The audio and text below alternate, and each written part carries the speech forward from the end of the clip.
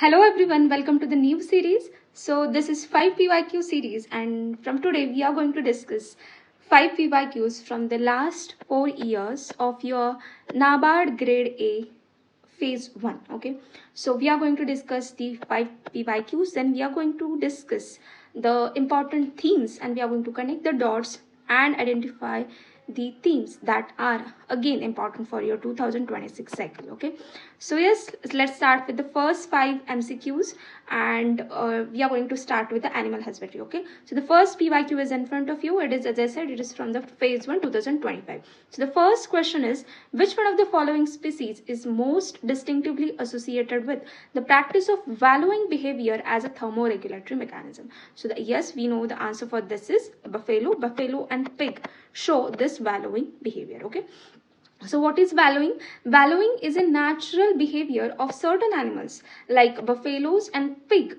and the behavior is rolling in a water or mud to cool down their bodies. Okay, why they need a wallowing to cool down their bodies? Because the animals like buffalo have a limited sweat glands. Okay, they only have 1/10 of the sweat glands as compared to the cattle, and that's why they need an external wallowing as a thermoregulatory mechanism or a heat control mechanism, or you can say to control or cool down their bodies. Okay, and again they have a black coat that again increases their body temperature.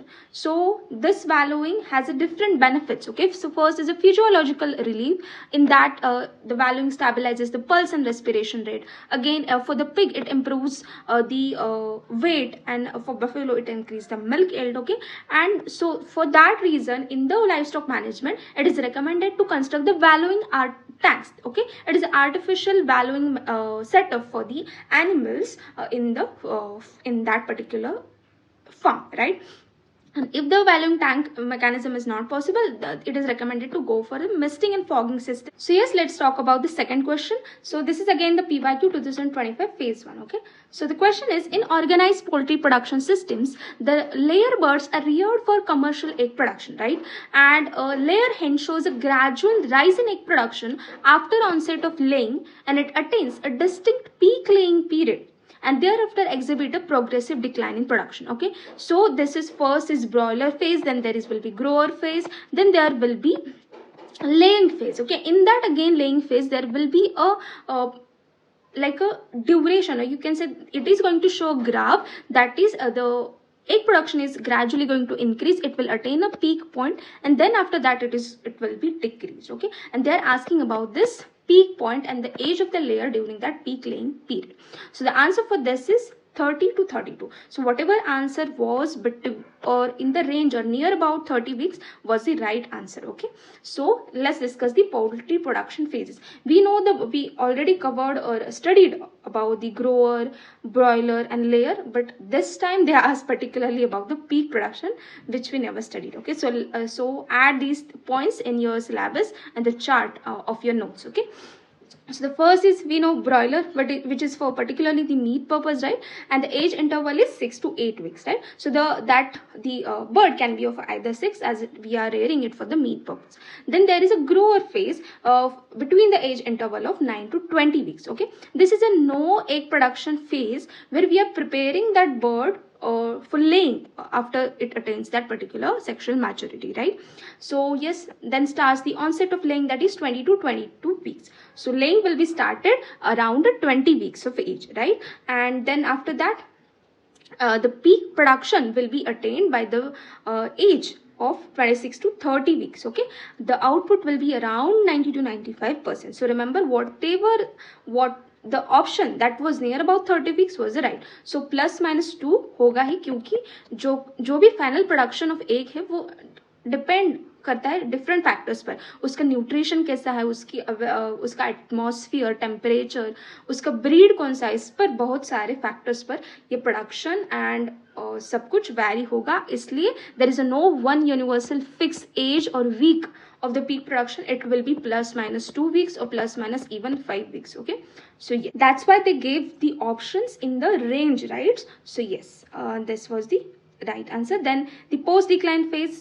So after 31 to 72 weeks the production is going to decrease, and the end of cycle will be around 72 weeks. Okay, at that time it will be sold for meat or it will be forced to molt. Okay, so yes, please remember 6 to 8 weeks, 9 to 20 weeks, then this peak production around 30 weeks, and the 72 will be the end of cycle. Okay, so yes, next question is in front of you. With the reference to taxonomic classification of domesticated and wild ruminants, which one of the following animals does not belong to the bovine group? Okay, so yes, answer for this is goat. Okay, so let's discuss about some taxonomy and the classification. So we know we have a Bovidae family. Both these group come under Bovidae family only, but they have different subfamilies. Here it has a bovine group or Bovini family, subfamily, sorry, and here it has a caprine group or Caprini subfamily. Okay, so yes, in this subfamily we have cow, that is Bos indicus, then water buffalo, that is Bobalis bobalis, then bison, and then yak, right? These come under bovine family. They have large body, they are heavy set of animals, and they have a robust build. Okay, and here in this caprine group we have a small body size animals, distinct and variable horn structures, and the examples are goat and the sheep, right? So the sheep is Ovis aris, and the goat we know is the Capra hircus, right? So yes, this is about the taxonomic classification, and that's why here the answer was the goat. Okay, so yes. Next question is, with reference to India's position in the global dairy sector, India's contribution to the world milk production is approximately what percent, right? So we know that it is around 25%, and this data was like a lot in news before exam and right now also, because we rank first in the total milk production and we provide around 25% of the world milk production. So let's talk about some facts about the milk, because we rank first and this is like a important for India, and that's why it is important for us. Okay, so as I said, we rank first in the global milk production. Then we provide around 25% of the global output, milk output, right? Then the total right now daily availability of milk, that is the national per capita availability of milk, is around 485. Okay, it is around 485. This is according to the basic animal husbandry data, and these numbers are taken from whatever the latest BAHS was. So before your exam there will be new survey will be released, so refer the numbers from that recently released survey. Okay, for now it is 485. Then the top milk producing state is UP, and it contribute around 15%. Okay, please remember the percentage only for the top ranking state. Okay, and then here are 2 days that are important which are related to the milk. First is National Milk Day, which we celebrate on 26th of November to honor Verghese Kurian, and the World Milk Day is celebrated on 1st of June. Okay, this is a PYQ for your again 2025, and this is a PYQ for your 2024. Okay, so that's why the milk is important, and the stats which are related to milk are again important. So as I said, this is again the PYQ from 2025. World Milk Day is celebrated annually in which of the following? It is on the 1st of June. Okay, so your exam was in December, right? But they asked questions from the June, the day which was like a 5 to 6 months back from your exam month.